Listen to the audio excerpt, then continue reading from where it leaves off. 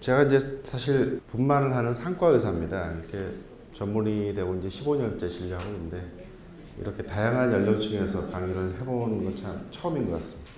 예, 오늘 제가 말씀드릴 내용은 자궁경부 무력증이라고 해서 임신 중기 때 생길 수 있는 임신 합병증인데요.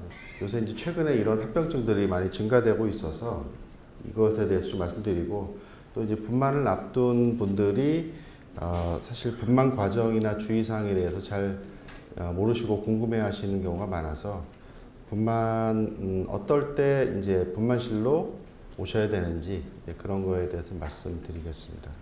예, 요새 이제 저출산이 거의 사회의 가장 큰 이슈 중에 하나입니다. 그래서 여기 보시는 대로 이제 이 1970년대, 저도 이제 1970년 초반에 이제 출생 한 사람인데요. 저 때만 해도 이제 분만이 한 100만 명의 한 해 출산이 있었거든요. 근데 아시다시피 이제 최근에 2017년 보면 이제 35만 8천 명이 한 해에 나오고 있습니다. 그러니까 올해 2018년 통계가 아직 안 나왔는데요. 올해 통계를 보면은 한 30만 초반이 될 것 같습니다.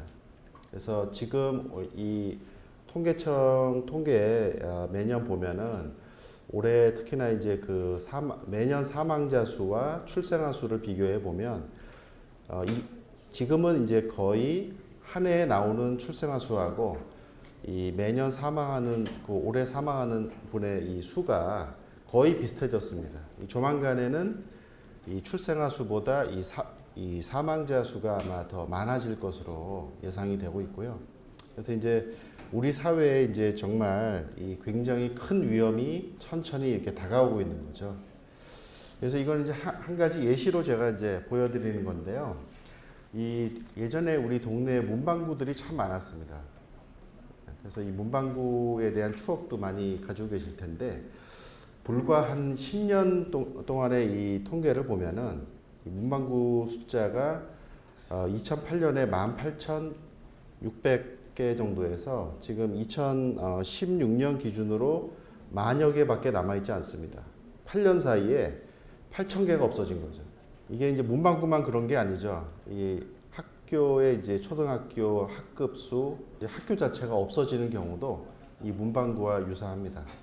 그래서 초등학교, 중학교, 고등학교, 대학교까지 이 벚꽃이 피는 순서대로 이제 없어질 것이다 라는 게 조만간 현실화 될 것 같습니다. 그럼 과연 문방구 외에 저희 산부인과 의사가 관심 있는 건 뭐냐? 산부인과도 이와 비슷한 추세로 없어지고 있거든요. 그럼 산부인과가 없어지면은 이 서울 수도권은 그나마 괜찮은데, 지방에 사시는 분들은 지금도 가끔 이 서울이나 수도권으로 또는 주변 대도시로 원정 출산을 오시는 분들이 계시거든요. 아마 10년, 아마 20년 내로 이 원정 출산이 보편화되는 시대가 올 가능성이 있습니다.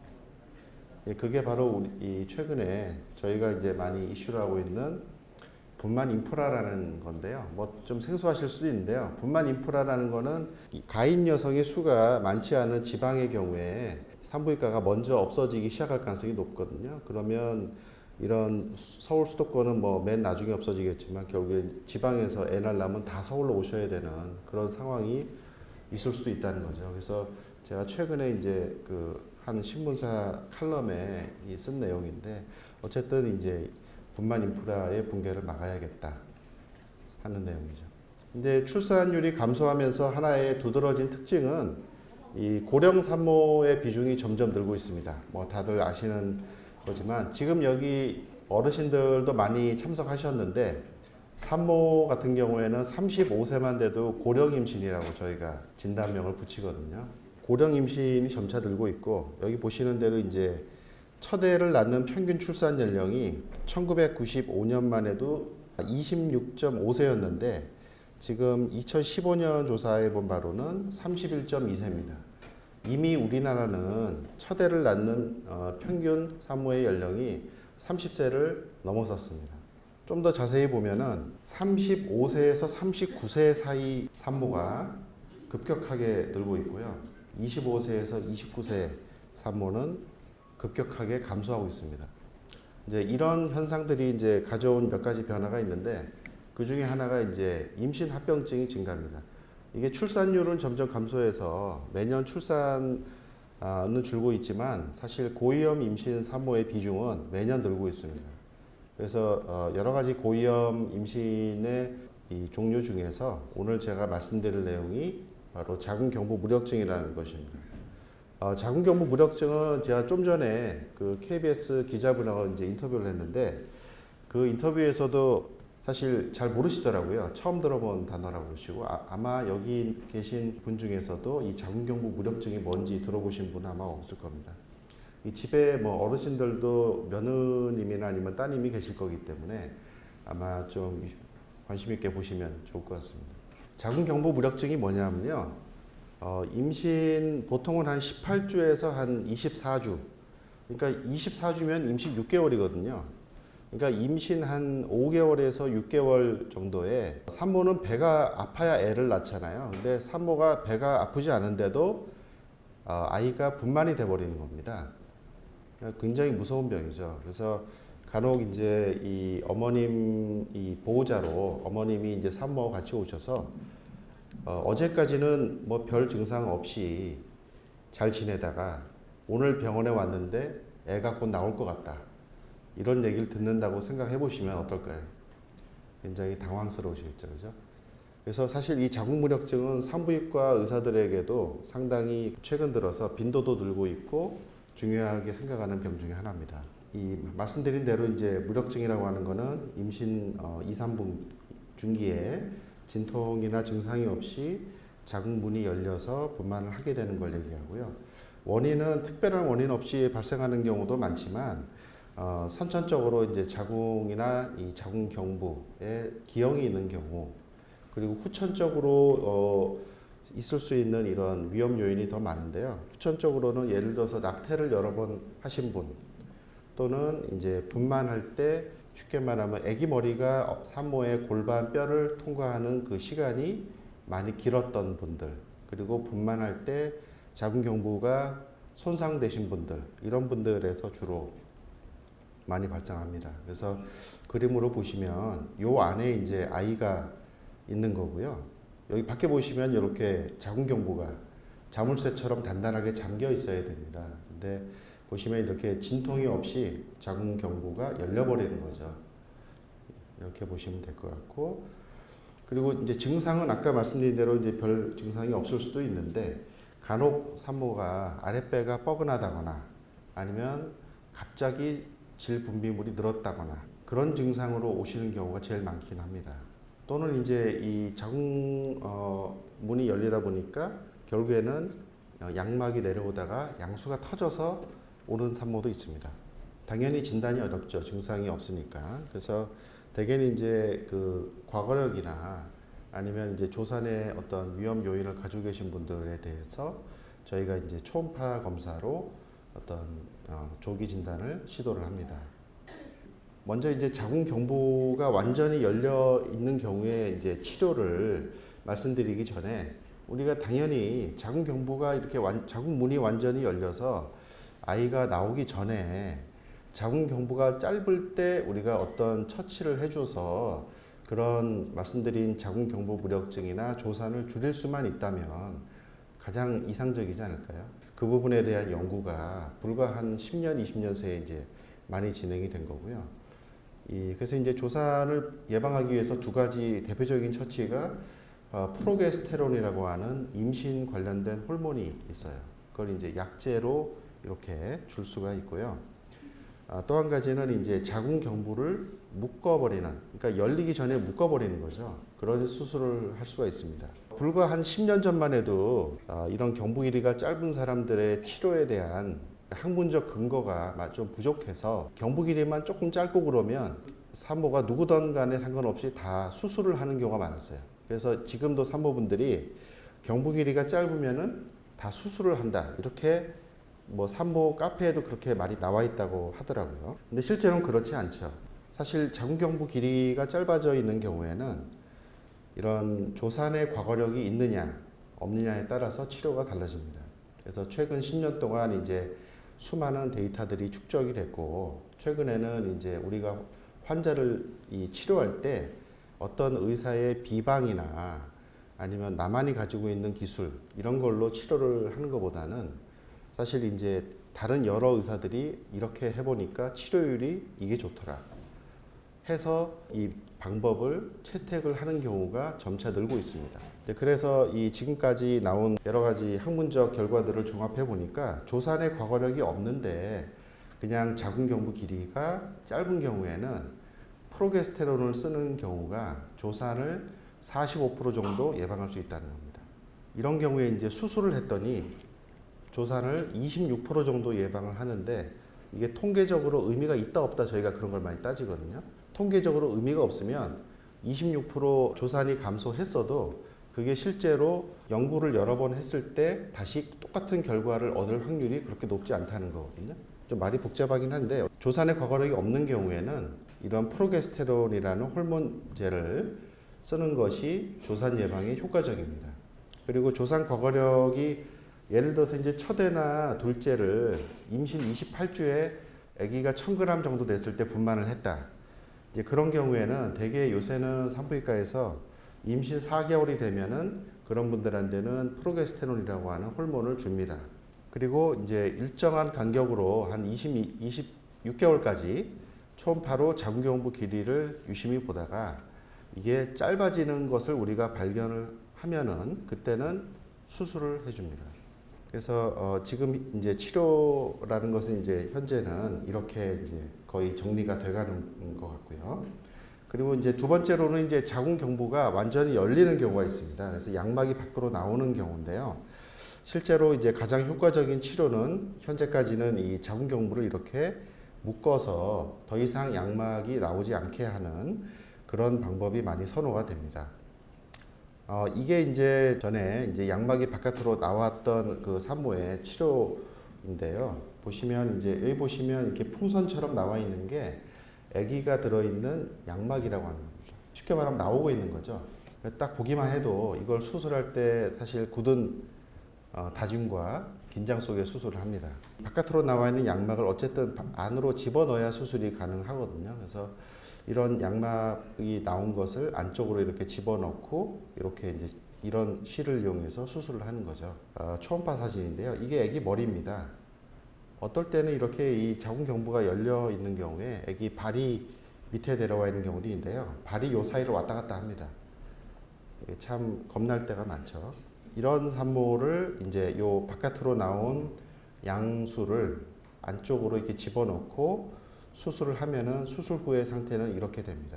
여기 이렇게 실밥이 이렇게 보이죠. 이렇게 보시면 되고, 그래서 수술을 이제 모두 다 할 수 있느냐? 그렇지 않고요. 당연히 이제 이런 증상으로 오신 분들은 어떻게 마지막 방법으로 수술이라도 해달라고 말씀하시지만 사실 이제 자궁 내 감염이 있다든지 양수가 이미 터져서 오신 경우에는 사실 아이도 아이지만 이 엄마 쪽에 산모 쪽에 이제 감염 또는 이제 심하면 폐혈증까지 유발할 수 있는 그런 합병증이 있을 수 있기 때문에 이런 수술을 하지 못하는 경우도 있을 수 있고요. 그 다음에 이제 수술을 하게 되면 뭐 다 잘 되는 것 같지만 실제로는 한 10%에서 많게는 한 40%까지 이런 이제 자궁 내 감염이 이후에 진행이 된다든지 양수가 터진다든지 조기 진통이 생겨서 분만을 한다든지 뭐 경부가 이렇게 손상이 된다든지 이런 여러 가지 합병증도 있을 수 있기 때문에 정말 꼭 수술을 해야 될 산모를 잘 선별해서 수술을 하는 게 가장 중요합니다. 예, 여기까지가 이제 자궁경부 우려증이고요. 두 번째는 이제 분만 과정과 이제 주의사항에 대해서 말씀을 드릴 건데요. 이거는 이제 모든 산모분들이 이제 임신 그 후반기가 오면은 점점 걱정이 많아집니다. 특히 이제 초산모, 난생, 그러니까 분만한 적이 없던 분들은 어떤 증상이 있어야 내가 병원을 가야 되는 건지 얘기는 들었는데 막상 그 증상이 왔을 때 내가 알아챌 수 있을지 그걸 알기가 상당히 힘들거든요. 오늘 그거에 대해서 이제 먼저 말씀드리려고 하고요. 그래서 이제 오늘 분만 시 알아야 될 점에 대해서는 출산 징후, 그리고 분만 준비, 분만 과정, 그리고 분만 후 주의사항 이렇게 말씀드리겠습니다. 가끔 이렇게 뭐 한 몇 년에 한 번씩 이런 기사가 나는 것 같아요. 택시 안에 새손님이라고 해서 30대 이산부가 택시에서 출산을 했다. 제가 지금 이제 이 병원에서 15년 진료를 보고 있는데 아직까지 제3보 중에는 택시에서 나신 분은 없었던 것 같아요. 설명만 잘 들으시면은 사실 택시에서 날 일은 없는데 아마 설명을 잘 안 들으신 모양입니다. 그래서 이제 출산 징후는 이게 출산 직전에 이제 나타나는 이제 증상인데요. 이 세 가지인데 이슬, 진통, 양막 파수. 양수가 터지는 거죠. 이제 이건 뭐 다들 알고 계실 텐데 이슬이라는 거는 이렇게 아기가 나오기 전에 자궁경부가 벌어지면서 그 자궁경부에서 이제 분비물이 나오거든요. 그래서 그 분비물에 피가 섞여서 나오는 겁니다. 이렇게 바로 분만이 된다는 사인은 아닌데 보통은 48시간 내에 진통이 올 가능성이 매우 높은 증상으로 생각을 합니다. 그래서 일단은 이슬이 비쳤다 그러면 병원에 오시는 게 좋겠죠.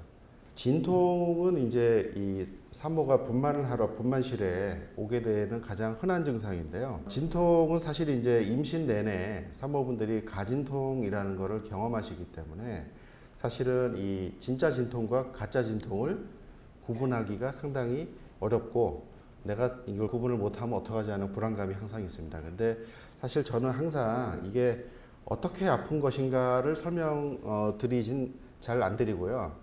딱 한 가지만 설명드려요. 진통의 간격. 그러니까 내가 지금 배가 아프기 시작했어요. 근데 만약에 이제 초산이면은 5분 뒤에 다시 배가 아프기 시작한다. 그리고 그게 여러 번 반복이 된다. 가장 확실한 거는 5분 간격으로 배가 아프다가 4분, 3분 이렇게 간격이 좁아든다. 그러면은 거의 이건 진짜 진통일 가능성이 높아서 빨리 병원에 오시는 게 좋습니다. 허리가 아프네, 배 위쪽이 아프다, 또는 아래쪽이 아프다, 배꼽 주변이 아프다, 이런 거를 설명드리면 나중에 더 힘들어집니다. 구분하기가. 그래서 딱 기준은 자궁수축의 간격만 이렇게 드리는 거고요. 양수는 당연히 이제 아이를 보호하고 있는 물이라고 보시면 되는데 양수는 아이의 생명수나 마찬가지죠. 그래서 양수가 터지게 되면 이제 바깥과 이 자궁 바깥의 세상과 아이의 세상이 만나게 되기 때문에 세균 감염이나 바이러스 감염의 위험이 상당히 올라갑니다. 그래서 양수가 터지면 이게 조산이 아닌 이상 만삭분만이라면 빨리 아이를 분만시켜 주는 게 좋겠죠. 그래서 가능하면은 이제 36시간 이내에 아이를 분만시켜 줘야 태아의 감염을 막을 수가 있고요. 보통 한 24시간부터 이 태아 감염의 위험이 조금씩 증가하기 시작합니다. 이게 양수가 거의 그 컵에다가 받아서 보면은 소변 색깔하고 거의 구분이 안 갑니다.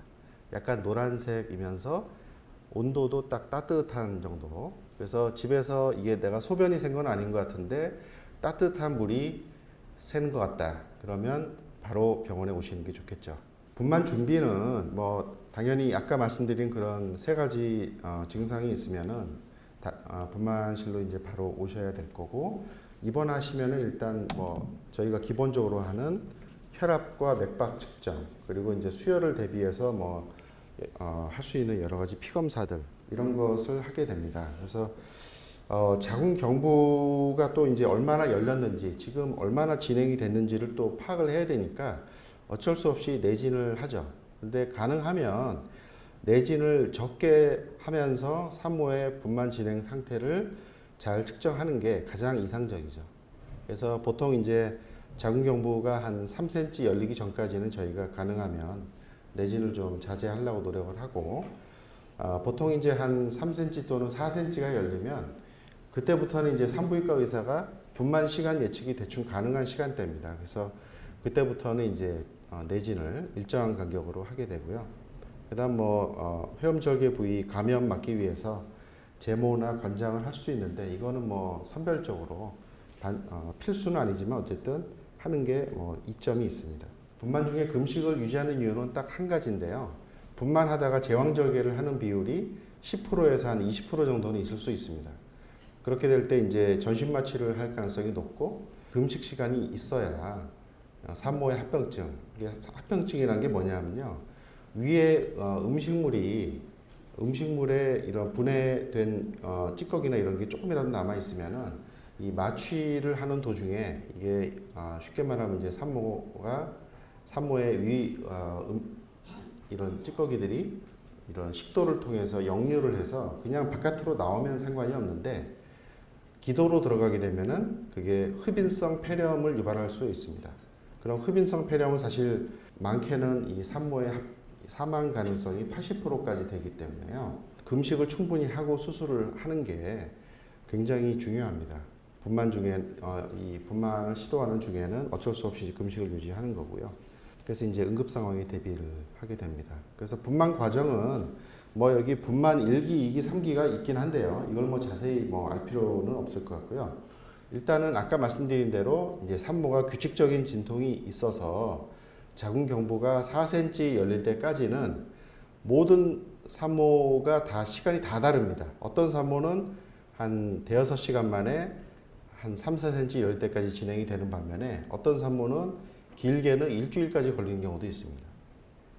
저도 이제 유도분만을 해본 산모 중에 가장 길게 해본 경우가 한 일주일까지 해본 경우가 있습니다. 산모가 난 죽어도 자연분만 하고 싶다고 의지가 아주 강한 경우에는 끝까지 해서 그분 결국에는 자연분만 했거든요. 그래서 이제 그렇게 하는 경우도 있지만 웬만하면은 다 2, 3일 안에 해결이 되고요.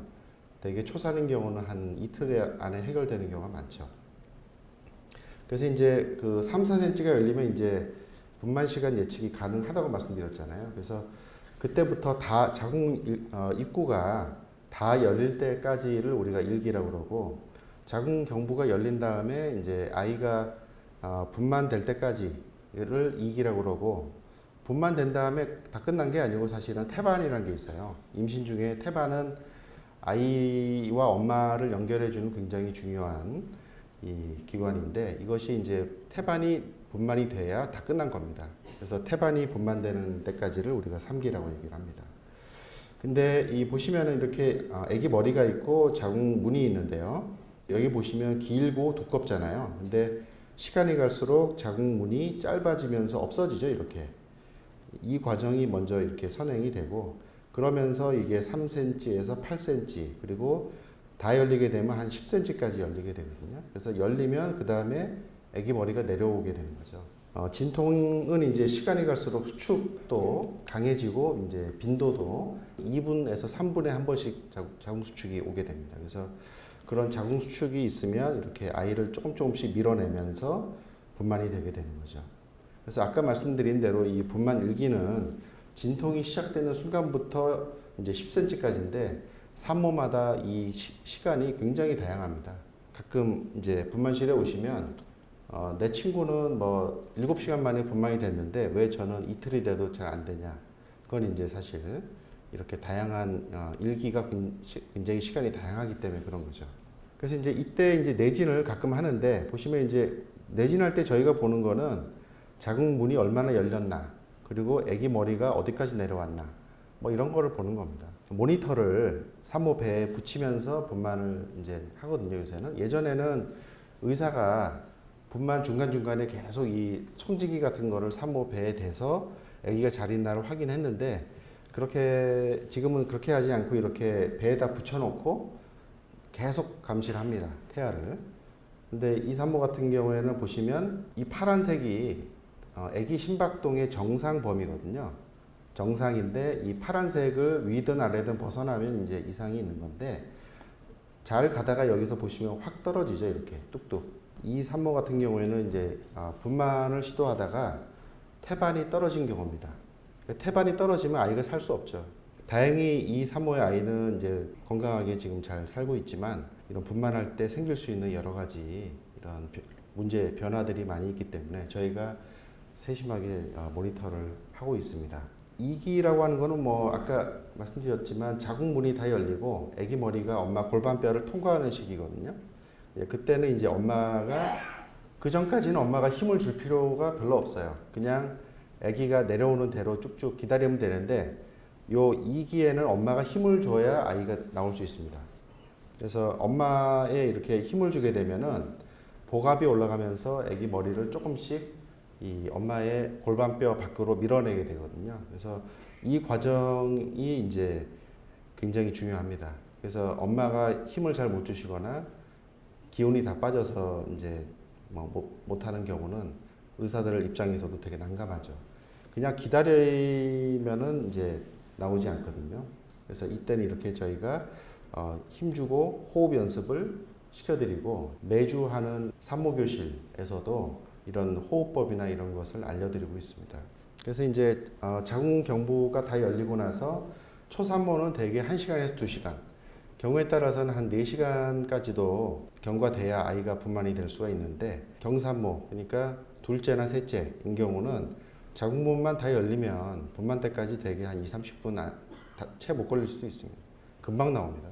되게 분만이 힘든 경우는 초산모인 경우가 많죠. 예, 이건 후산이라고 얘기하는데 아까 말씀드린 대로 그 태반이 나와야 되는데 아이가 나온 다음에 이렇게 태반이 자궁 안에 있다가 이렇게 한 5분에서 10분 정도 뭐 길면은 더 길어질 수도 있는데 어쨌든 5분 10분 지나면 이렇게 태반이 나오죠. 태반이 나온 다음에는 사실 문제가 태반이 나오건 떨어진 자리에서 이제 이 출혈이 되거든요. 그래서 뭐 이런 출혈이 대개는 이제 이 자궁 근육 사이사이에 박힌 혈관에서 다 되는 거잖아요. 그럼 당연히 자궁 수축이 생기면 이 혈관들이 딱 닫혀지면서 지혈이 되는데 자궁 수축이 안 되면 계속 출혈이 되겠죠. 그걸 우리가 자궁 무력증이라고 얘기하고요. 불과 얼마 전까지만 해도 산모 사망, 분만 후 사망 원인 1등이 산후 출혈이었습니다. 근데 지금은 바뀌었습니다. 순위가. 그 임신성 고혈압이 1등으로 올라갔고요. 산후 출혈이 조금 떨어졌습니다. 그만큼 이제 산후 출혈을 컨트롤할 수 있는 여러 가지 방법을 저희는 갖고 있기 때문에 그렇습니다. 그래서 최소한 뭐 저희는 그런 자신감이 있죠. 대학병원에서 분만한 분이 산후 출혈로 죽으면 안 된다. 네, 저희 병원도 실제로 이제 15년 동안 분만하고 나서 산모가 출혈로 사망한 건은 한 건도 없습니다. 그만큼 이제 저희가 컨트롤을 이제 할 수 있는 부분이 있고요. 그다음에 이제 분만 후 주의사항 말씀드리면은 어쨌든 분만하고 나서는 이제 한두 시간 동안 산후 출혈 발생 확률이 좀 높거든요. 그래서 이때는 좀 잘 보시다가 산모가 이제 분만하면 제일 힘든 게 언제 물 마실 수 있냐, 언제 밥 먹을 수 있냐. 그동안 금식을 했기 때문에 배가 고프시거든요. 그래서 저희가 이제 한 2시간 지나면은 물 드시고 그다음에 이제 식사를 드립니다. 그리고 이제 분만하고 나서 이제 혈압 재고, 맥박 재고, 산모 의식이 있는지 확인하고 예전에 이제 산부인과에서 이제 산모분을 이제 괜찮은 걸로 생각하고 이제 제왕절개 수술한 다음에 좀 지켜봤는데 갑자기 하루 반 지나고 나서 산모가 갑자기 의식을 잃은 거죠. 나중에 실제로 알고 보니까 그게 이제 저혈량성 쇼크, 그러니까 뱃속에서 계속 출혈이 되고 있었다가 갑자기 쇼크가 생긴 경우인데 사실 이제 분만하고 나서 저희가 산모를 회진을 돌거나 아니면 이제 간호사가 이제 혈압이나 맥박을 측정할 때 다 그런 이유 때문에 우리가 모르는 곳에서 혹시 출혈이 진행되고 있지는 않을까 이런 걱정 때문에 이렇게 측정을 하게 되고요. 출혈량이 많지 않으면 이제 이렇게 2시간 뒤부터는 뭐 다 드실 수 있고 4시간 출산하고 나서 4시간 후에 이제 소변 보는 걸 확인하는데요. 되게 이제 아기 머리가 이 엄마 골반을 통과할 때 반드시 아기 머리가 방광 바로 아래쪽에서 이렇게 나오기 때문에 방광을 압박을 하게 되죠. 방광이 눌리면은 그 방광 신경 손상이 생길 수가 있고 방광의 기능이 좀 떨어질 수가 있고요. 그렇게 되면은 이제 소변을 잘 보지 못하는 경우가 있습니다. 그래서 소변을 잘 못 보시는 경우에는 저희가 보통 알고 계시는 소변줄을 끼워서 하루 정도 방광이 쉬게 놔두면 다시 기능을 회복해서 그 다음 날에는 되게 소변을 잘 보십니다. 그리고 여기 이제 오늘 어르신들이 많이 나오셨는데 제가 이제 그 제왕절개 하신 분들 한 2-3달 지나서 외래에서 뵀는데 목욕해도 되냐고 물어보시더라고요. 샤워해도 되냐고. 제가 분명히 말씀을 드렸는데 아마 까먹으신 것 같아요. 근데 집에 갔더니 시어머니하고 친정어머니가 둘 다 목욕하면은 큰일 난다. 근데 왜 그런지는 이유 말씀 안 하셨던 것 같은데 말씀하셨던 것 같아요. 예전에는 사실 그 1900년대 이전 산모 사망 원인 1등이 감염이었어요. 감염에 의한 폐혈증. 그리고 먹는 물이 굉장히 위생이 안 좋았죠. 더러웠죠. 그러다 보니까 상처에 물이 닿으면은 정말 큰일 나는 걸로 생각을 하셨죠. 근데 실제로는 분만 후에 우리가 이제 산모에게 생긴 상처에 따뜻한 물을 계속 이게 쐬주죠. 그러니까 쉽게 말하면 이제 좌욕이라고 얘기하는데 상처에다 물을 계속 쐬줍니다.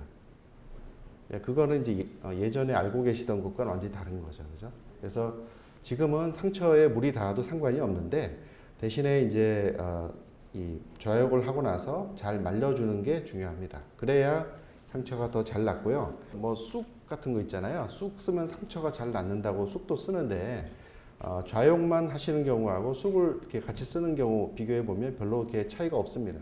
상처가 더 잘 낫진 않고요. 단지 이제 쑥을 쓰시는 분들은 잘 쓰셔야 돼요. 훈증기라고 해서 연기를 쐬는 것 같은데 그런 쑥을 이렇게 태워서 연기를 쐬거나 아니면 쑥팩을 하시는 분들이 가끔 있는데요. 조리원에서도 그렇게 시키는 경우가 있더라고요. 근데 그게 잘 쓰면 괜찮은데 화상을 입어서 오시는 경우가 종종 있습니다. 상처의 색깔이 변하거나 실밥이 다 녹아서 열려서 오거나 이런 경우가 많거든요. 쓰시는 건 좋은데 용법을 잘 지켜 쓰시라는 거 하고 단지 쑥을 이렇게 용법만 잘 지키시면 쓰는 거는 저는 좋다고 생각합니다. 이게 분만 후에 생길 수 있는 좋지 않은 냄새를 쑥의 향이 없애주기 때문에 좋은 점도 있고요. 분만 후에는 보통 우리가 임신 전의 상태로 이제 회복이 되는 기간을 보통 만삭분만 기준으로 6주를 산욕기라고 하거든요. 뭐 많이들 알고 계실 텐데 산욕기에는 가장 걱정되는 증상 중에 하나가 열나는 거죠. 그래서 대개는 이제 분만 직후에는 이제 전몸살 때문에 열나는 거면 젖을 풀어주면 되는 거니까 뭐 쉽고요. 한 일주일 전후에서 이제 상처 감염, 그 다음에 대개 한 달 이상 지나야 생길 수 있는 게 유선염이라고요. 쉽게 말하면 젖에 그 감염이 생기는 겁니다. 그래서 그럴 때 열이 날 수 있는데요. 대개 이제 전몸살하고 유선염만 잘 구분하시면 쓸데없이 병원에 오시는 거는 막을 수 있을 텐데 전몸살은 대개 분만하고 나서 이제 일주일 내에 시작이 되고요. 젖이 아프고 열이 납니다. 근데 열이 나는데 대개 38도 초반 중반, 39도는 거의 안 넘어가죠. 근데 이제 유선염 같은 경우에는 보통 분만하고 한 달 전에는 거의 안 옵니다. 저도 분만하고 한 달 전에 유선염이 오는 산모는 거의 본 적이 없거든요. 그러니까 분만하고 한 달 전이면 다른 원인일 가능성이 매우 높은 거고요. 한 달이 지나서 보통은 한 6주 이상 지나야 오거든요. 6주 이상 지났는데 한쪽 이제 젖이 아프면서 열이 난다 그러면 그거는 이제 항생제를 써줘야 되는 병이기 때문에 병원에 오시는 게 좋고요. 39도가 넘어가면 이거는 단순히 출산 때 생길 수 있는 문제가 아닐 가능성이 높아서 39도가 넘는 열은 반드시 병원에 오셔야 됩니다. 그리고 이제 조리에 대해서 간단하게 몇 가지만 말씀드리면 산후 조리에 대해서 이제 뜨거운 방에서 땀을 빼야 된다. 이게 그 분만하고 나서 뭐 사우나나 아랫목에서 땀을 이제 빼야 된다. 이불 덮어 쓰고 꼭 꼼짝 않고 누워 있어라. 이렇게 말씀하시는 어르신들이 지금도 계시거든요. 오늘 어르신들이 많이 참석하셨는데 좋은 기회인 것 같습니다. 분만하고 나서 며느님이나 따님이 아랫목에서 이불 덮어 쓰고 땀을 쭉 뺀다. 이거는 급사의 지름길입니다.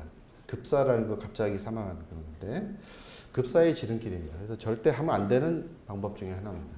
그 이유는 그 출산하면은 이제 최소한 300에서 한 500cc 정도 출혈이 되는데 그 출혈이 되면은 우리 몸의 산모의 피는 되게 약간 심하면 약간 젤리 같은 그런 피의 응고 성향이 강해져 가지고 이제 그런데 이제 꼼짝 않고 누워 있으면 다리 혈관이 늘어나잖아요. 다리 혈관이 늘어나면 피가 잘 돌질 않아서 거기서 피가 굳어버려요. 그러면 다리에서 피가 굳으면 다리가 아프겠죠. 근데 그 다리에 있는 그 피의 일부가 혈전의 일부가 떨어져 나가서 폐혈관을 막으면 폐혈관은 막히면 그냥 끝입니다. 그게 다시 폐혈관 어디로 통과되는 게 아니고 거기 맨 끝에 가서 턱 막히는 거거든요. 그러면 그게 이제 호흡이 곤란해지고 사망하게 되는 가장 무서운 폐색전증이라고 하는 합병증이 있고요. 이게 아시아 계통에서는 아직 정확한 빈도 조사가 안 돼 있고 한국에서도 아직 그 홍보가 좀 덜 돼 있는데 그 미국이나 유럽에서는 이런 혈전 색전증이라고 하는 피가 굳는 병이 굉장히 많습니다. 그래서 국가적인 사업으로 이걸 예방하기 위해서 여러 가지 뭐 지침도 만들고 약도 뭐 쓰기도 하고 그렇게 합니다. 어쨌든 한국에서도 매년 통계를 내보면 10위권 안에는 이 색전증이 들어가거든요. 그러니까 분명히 매년 몇 건씩은 발생합니다. 그러니까 반드시 출산 후에는 싸돌아다니는 게 최고입니다.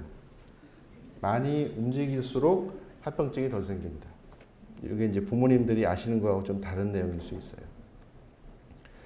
출산하고 나서 샤워하면 안 된다. 이것도 당연히 틀린 말이죠, 그죠? 예, 그 자연분만 하신 분들은 바로 하셔도 되고 제왕절개 하신 분들은 한 일주일 정도 지나면 이제 실밥을 뽑으니까 그때부터 하시면 되고요. 그 다음에 출산 후 3개월 내에 살을 안 빼면 영영 못 뺀다. 이건 그 얘기는 3개월 이내부터 다이어트를 시작하라는 얘기잖아요. 이것도 절대 하지 마시라. 절대 하면 안 됩니다. 그러니까 이제 사람을 포함해서 모든 동물은 출산 후에는 무조건 잘 먹어야 돼요. 그러니까 이게 아까 제가 말씀드린 분만하고 나서 2달까지는 무조건 칼로리를 잘 높여서 잘 드셔야 됩니다. 그리고 임신 전에는 칼슘이 많이 부족할 것 같지만 칼슘이 그렇게 부족하지 않거든요. 그 이유는 태아의 뼈를 만들기 위해서 빠져나가는 칼슘을 실제로 우리 이게 먹는 칼슘이 대개는 이게 일반 분들은 그냥 되게 배설이 되는데 산모분들은 그 뼈에다가 갖다 넣어주는 능력이 몇 배 이상 증가돼서 뼈에서 빠져나가면 다시 채워지는 거죠. 그래서 괜찮은데 출산 후에는 되게 집에서만 있다 보면은 이제 햇볕을 못 보면 칼슘이 감소합니다. 그러니까 비타민 D가 결국엔 감소하게 되죠. 비타민 D는 하루에 40분 이상 이제 햇볕을 보셔야 하루에 필요한 양을 생성할 수가 있거든요. 근데 분만하고 나면은 되게 집안에 있게 되기 때문에 비타민 D 레벨이 떨어지죠. 뭐 최근에 비타민 D에 대한 임신 합병증 때문에 임신 중에도 이제 비타민 D를 많이 먹어야 된다라고 하는 그런 강박적인 생각을 또 갖고 계신 분도 있는데 비타민 D는 이제 사실 그 일조량이 많은 서양보다 한국에서 일조량이 적기 때문에 비타민 D 레벨이 훨씬 낮습니다.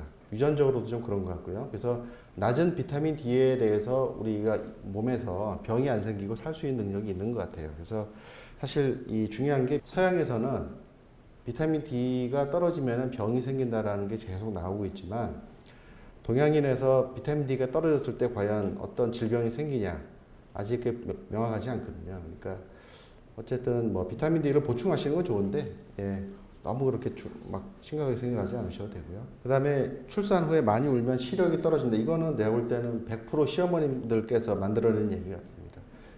하도 며느리나 따님들이 많이 우니까 울지 말라고 하는 말씀 같고요. 간혹 이런 경우는 있습니다. 그 임신 중에는 그 우리 몸에 수분 증가가 많이 되기 때문에 각막의 두께가 두꺼워집니다. 각막 부종이 생겨서 그 평소에 잘 맞던 이 컨택트 렌즈가 잘 맞지 않는 경우도 있거든요. 그러니까 그런 경우에 있을 수 있지만 많이 운다고 시력이 떨어지진 않고요.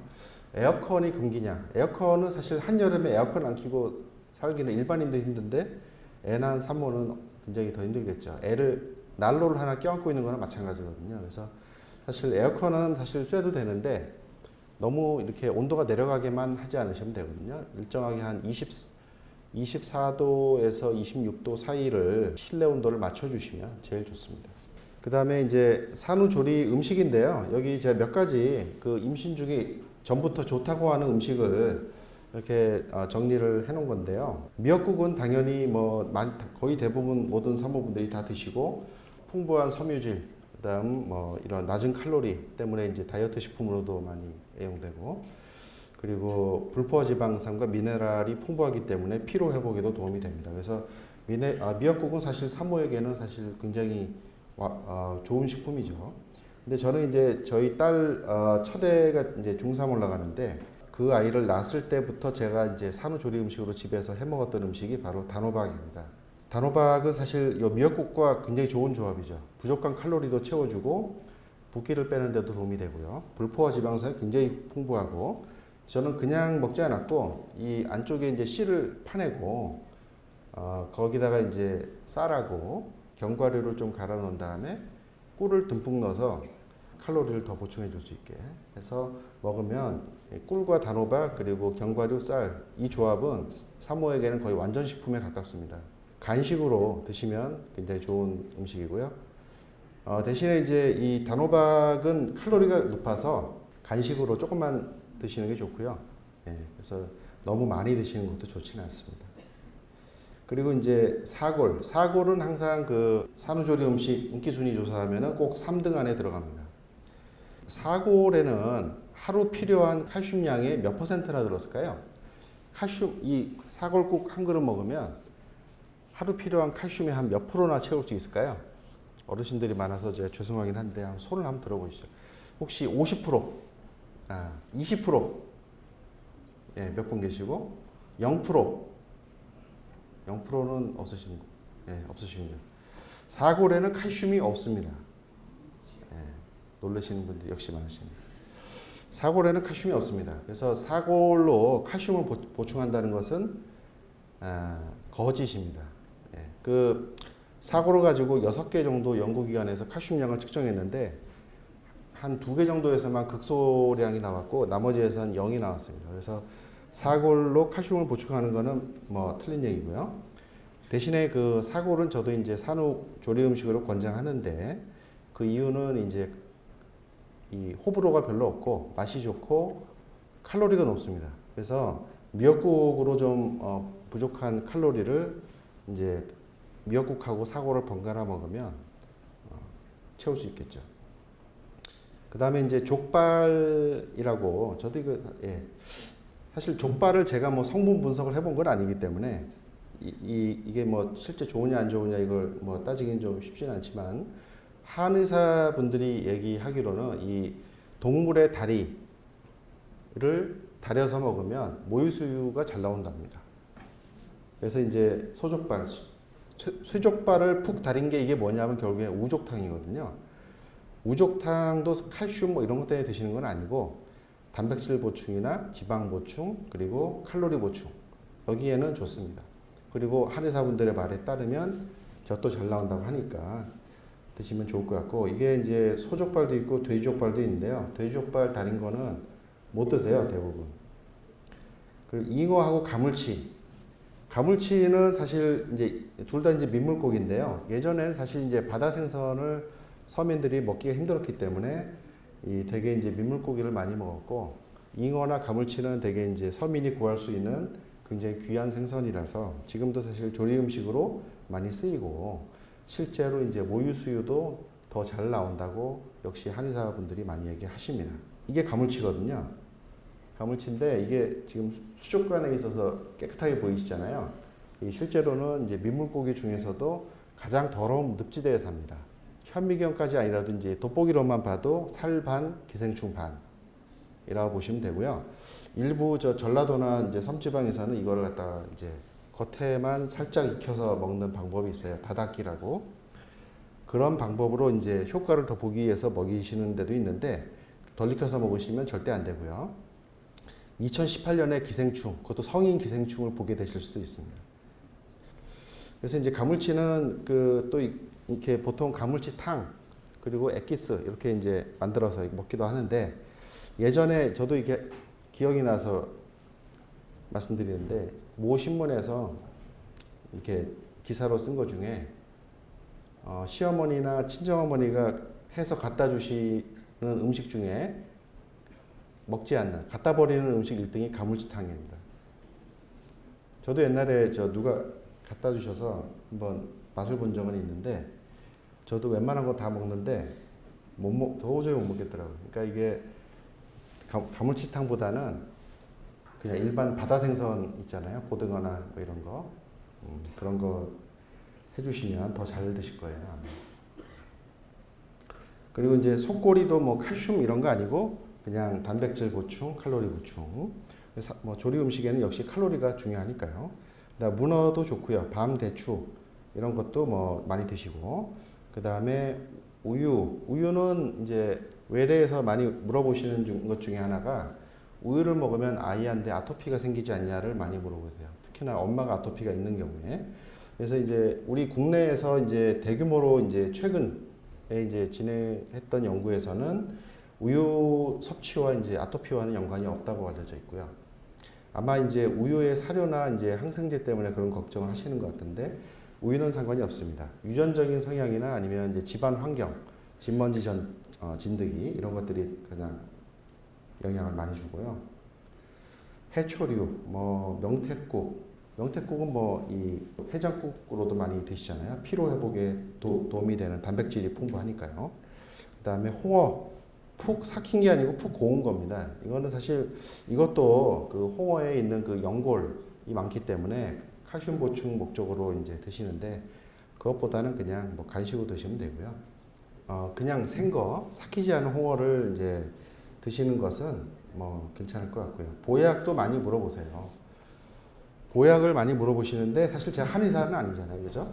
그러니까 제가 보약을 먹어도 되는지 안 되는지를 뭐 과학적 근거를 갖고 말씀드리기는 사실 힘든데 이제 그런 건 있습니다. 지금 이제 보약의 그 수요가 많이 급감했잖아요. 보약 많이 요새 많이 안 드세요, 생각보다. 그 이유 중에 하나가 이제 과거에 보통 이제 그 약재를 보통 이제 동남아시아나 중국에서 수입을 하는데 그거를 쪄서 말려요. 쪄서 말리는데 그냥 말려서 유통하면 되는데 말릴 때까지 시간이 걸리니까 덜 말려서 유통해야 되잖아요. 그러니까 그걸 갖다 이제 방부 처리를 합니다. 그냥 약재를 쓰는 거는 괜찮을 것 같은데 거기다가 이제 다른 게 끼어 들어가면 안 좋은 거죠. 그러니까 아무리 좋은 한약도 그런 방부 처리가 쉽게 말하면 그때 이제 좀 오래된 얘기긴 한데 당시로는 이제 거의 발암 물질 수준에 가까울 정도의 중금속이 들었다는 거죠.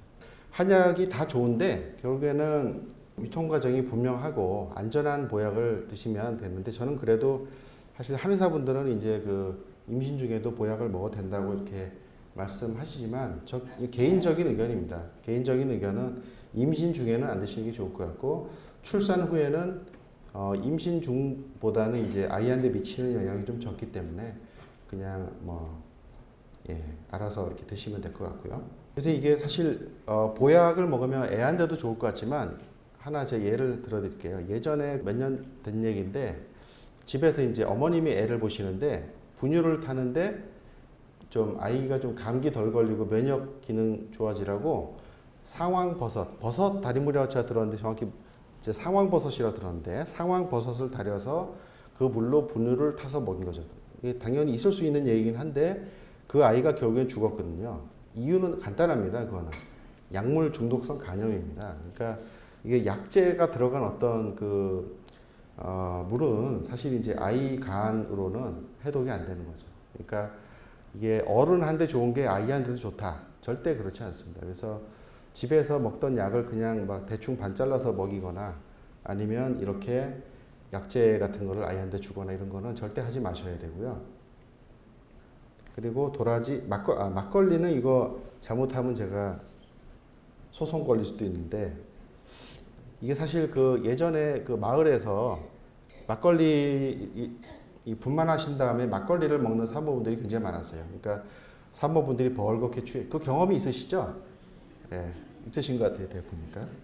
그래서 이제 예전에는 집에 쌀이 없잖아요. 보릿고개가 있던 때는 이게 집에 밥이 없으니까 막걸리도 살 돈이 없으면 사실 그 막걸리 만들고 버린 그 재료 있잖아요. 술지겜이라고 있어요. 이제 그거를 먹으면서까지 이제 수유를 했던 거고 사실 그게 아니라도 독일의 일부 지방에서는 분만을 하면 산모들이 맥주를 먹어요.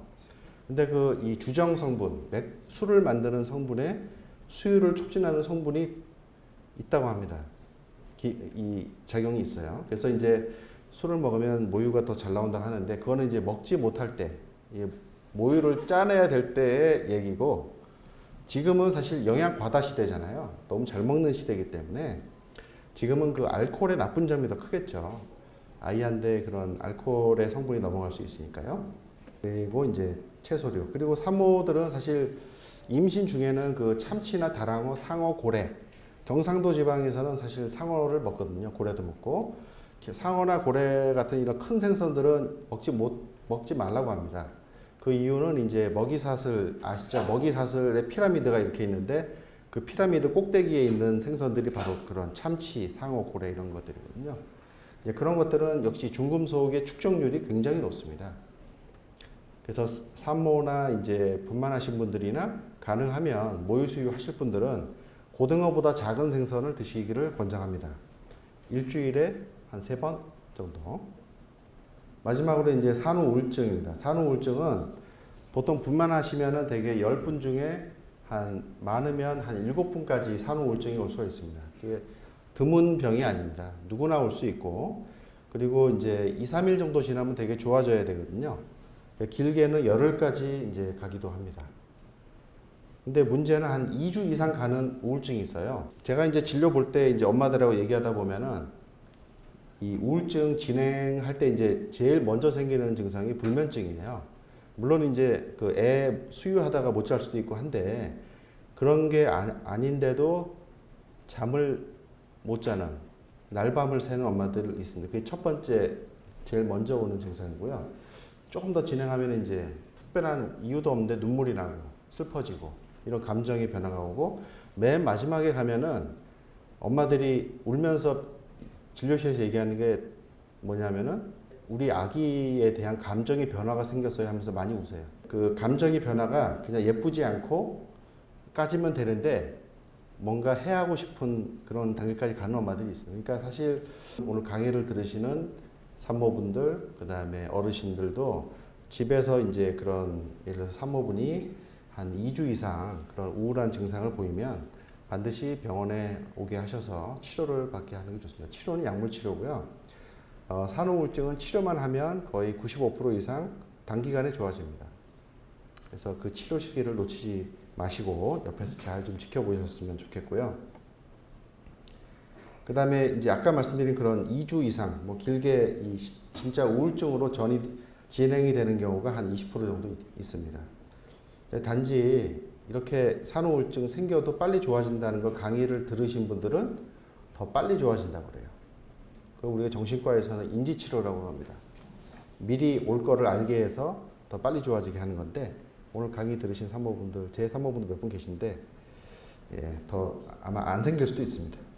이걸로 마지막이고요. 1시간 조금 넘었네요. 예, 오늘 강의 들어주셔서 감사합니다.